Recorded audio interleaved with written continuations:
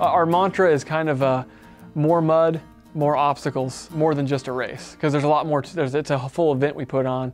So you're gonna have 8 or 9 huge, massive mud pits, and I'd say the one person that shouldn't come out is someone that wants to stay clean, because you're not going to. If you come out, you're gonna get really dirty.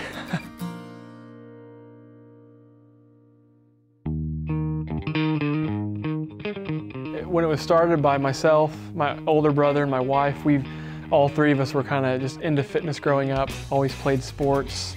We'd run a couple runs ourselves. My wife ran the Little Rock Marathon, so we've always kind of been runners and into fitness and into fun events, into getting people to come together and have fun. So just wanting to do something unique, different, and these events were kind of getting a little more popular at the time, but we didn't have anything in Oklahoma locally that was kind of locally grown, locally owned and operated, that was kind of on the more elite side with tougher things to do, but that people could come out and attempt to accomplish. So I think that's where the passion behind that probably comes from.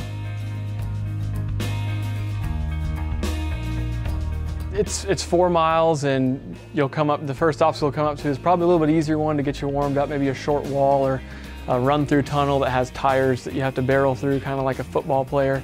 Then you'll hit some mud pits, and the obstacles will get progressively more difficult. One of our signature obstacles is called Walls of Fury. It's 5 walls in a row consecutively. They're 8.5 feet high, and it's really a backbreaker. I ran the Kansas City race the day before it, just after we had finished it, and it probably took me 2 minutes to get through all 5 of those, because it's tough. It's always at the end, so you're already worn out, and you got to really push through it and kind of have trained for it usually to get over all 5. That's one of our fan favorites for sure.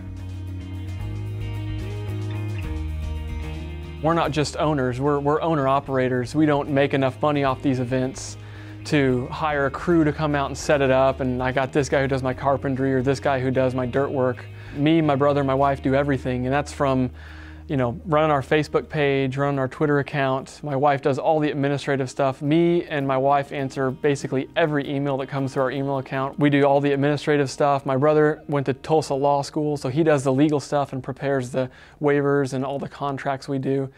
I build all the obstacles myself for each event.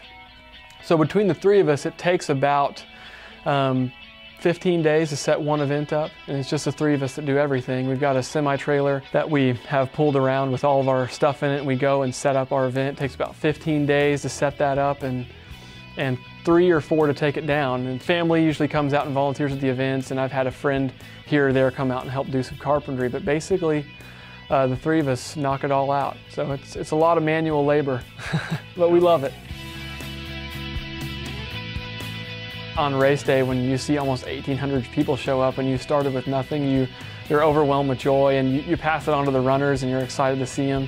You feel a lot of pride. I think mainly you feel a lot of gratitude, because you know that not everyone gets that blessing. Some people, go out of business, so that's kind of twofold. You could go out of business any second, so you really don't want to sleep. You want to stay up and work harder and keep working, and how can we improve, and stay in the kind of war room and research and see how we can improve. But also, I think the biggest feeling that we all 3 feel is just overwhelmingly blessed, and just don't deserve it at all. But God's blessed us, so we're going to just keep working hard and smiling about that.